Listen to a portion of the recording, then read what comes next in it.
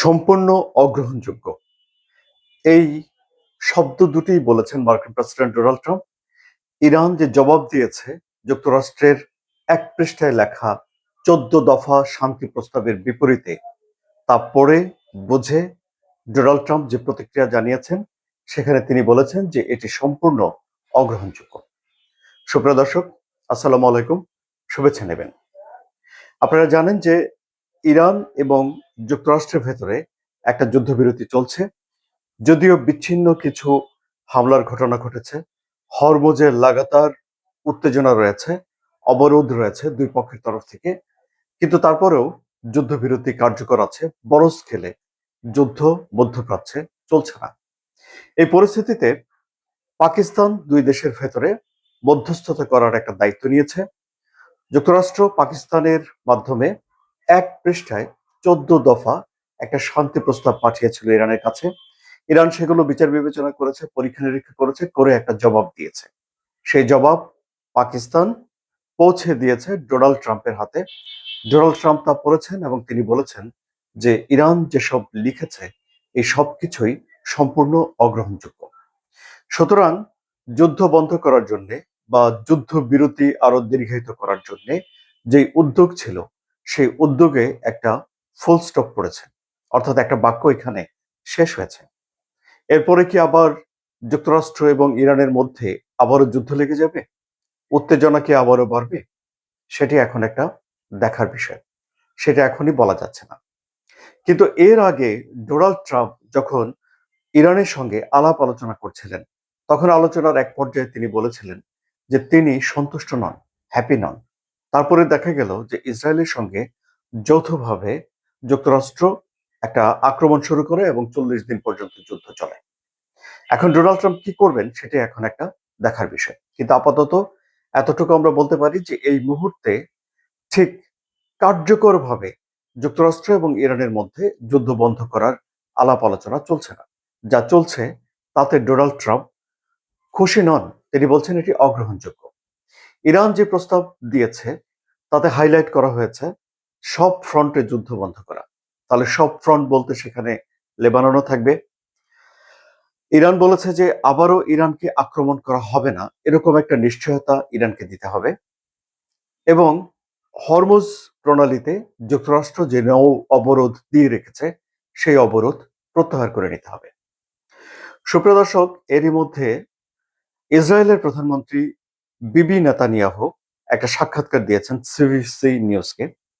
যে সাক্ষাৎকারে তিনি বলেছেন যে যে কোনো একটা সমঝোতা হওয়ার আগে বা যে কোনো একটা চুক্তি হওয়ার আগে ইরানের কাছ থেকে এই যে সমৃদ্ধ ইউরেনিয়াম আছে সেই ইউরেনিয়াম সরিয়ে নিতে হবে।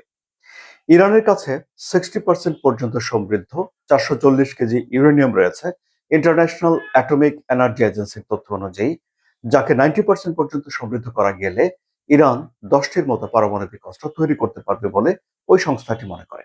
যদিও ইরান অনেক আগে থেকে বলে আসছে যে তারা পারমাণবিক অস্ত্র তৈরি করতে চায় না। তাদের যে পারমাণবিক কর্মসূচি রয়েছে সেটি শান্তিপূর্ণ কাজের জন্য, চিকিৎসার জন্য, গবেষণার জন্য ইত্যাদি ইত্যাদি। কিন্তু যুক্তরাষ্ট্র এবং ইসরায়েল সেটিকে বিশ্বাস করে না। এখন ইসরায়েলের প্রধানমন্ত্রী বেনিয়ামিন নেতানিয়াহু সেই সাক্ষাৎকারে আরো বলেছেন যে একটা চুক্তি হওয়ার আগে ইরানের এই ইউরেনিয়াম সমৃদ্ধ করার আরো কিছু জায়গা আছে, আরো কিছু পারমাণবিক স্থাপনা রয়েছে যেগুলোকে গুড়িয়ে দিতে হবে। এবং এই যে সাক্ষাৎকার প্রচারিত হলো, তারপরে এখন আমরা ডোনাল্ড ট্রাম্পের মনোভাব দেখতে পেলাম যে তিনি বলছেন যে ইরান যেই প্রস্তাব দিয়েছে তা গ্রহণযোগ্য নয়। যুক্তরাষ্ট্র যা চায় সেটা হলো যে নিষেধাজ্ঞা তুলে নেওয়ার বিনিময়ে ইরান হরমুজ প্রণালী থেকে সরে যাবে, ইরান তাদের পারমাণবিক কর্মসূচি বন্ধ করে দেবে এবং আরেকটি বিষয়ে আলোচনা করতে চায় যুক্তরাষ্ট্র, কিন্তু ইরান আলোচনা করতে সম্মত হয় না, সেটি হলো যে ইরানের ক্ষেপণাস্ত্র কর্মসূচি। তাহলে এই যখন পরিস্থিতি, তখন বেশ কিছু হুমকি থেকেই যায়। যেমন মার্কিন প্রেসিডেন্ট ডোনাল্ড ট্রাম্প বলেছেন যদি চুক্তি না হয় তাহলে তিনি আবারও আক্রমণ করবেন। এখন তিনি সত্যি সত্যি আবার আক্রমণ করে ফেলেন কিনা সেটি একটা দেখার বিষয়। আবার ইরানের তরফ থেকে নমনীয় হওয়ার কোনো রকম লক্ষণ প্রকাশ করা হয়নি। ইরানের প্রেসিডেন্ট মাসুদ পেজেশকিয়ান বলেছেন যে ইরান শত্রুদের কাছে মাথা নত করবে না বা সারেন্ডার করবে না, এবং ইরান এখনো আক্রমণ করার জন্য নিজের শক্তিমত্তা রয়েছে এ বিষয়টি প্রকাশ করে থাকে। যদিও মার্কিন প্রেসিডেন্ট ডোনাল্ড ট্রাম্প বলেছেন যে ইরানের নৌবাহিনী, সেনাবাহিনী, বিমান বাহিনী ধ্বংস করে দিয়েছে, কিন্তু তাদের গোয়েন্দা সংস্থা সিআইএ এর প্রতিবেদনে বলা হয়েছে যে তাদের ইরানের ক্ষেপণাস্ত্রের অনেকখানি এখনো অটুট রয়েছে। এর মধ্যে ইরান যে হুমকি দিয়ে রেখেছে যে তাদের উপরে যদি হামলা হয়, তাদের জাহাজের উপরে যদি হামলা হয়, তাহলে মধ্যপ্রাচ্যে যুক্তরাষ্ট্রের যেই ঘাঁটিগুলো যেসব দেশে রয়েছে সেসব ঘাঁটিগুলোকে লক্ষ্য করে বা যুক্তরাষ্ট্রের স্বার্থকে লক্ষ্য করে আবারও হামলা করা হবে। এর মধ্যে সংযুক্ত আরব আমিরাত এবং কুয়েত দাবি করেছে যে তারা তাদের আকাশ সীমানায় ইরানের ড্রোন প্রতিহত করেছে। সুতরাং দেখা যাচ্ছে যে আলোচনার এই পর্যায়ে এসেও যুদ্ধ লেগে যাওয়ার যে উত্তেজনা সেটি রয়েই গেছে। এর মধ্যে মার্কিন প্রেসিডেন্ট ডোনাল্ড ট্রাম্পের এই মন্তব্য, অর্থাৎ সম্পূর্ণ অগ্রহণযোগ্য এই মন্তব্য, পরিস্থিতিকে আরো ঘোলাটে করছে বলেই এখন ধারণা করা হচ্ছে। আপনাদের কি ধারণা? আপনাদের মতামত কমেন্টে জানান। আলোচনা যদি ভালো লাগে তাহলে সাবস্ক্রাইব করে চ্যানেলের সঙ্গে থাকুন। ধন্যবাদ সবাইকে।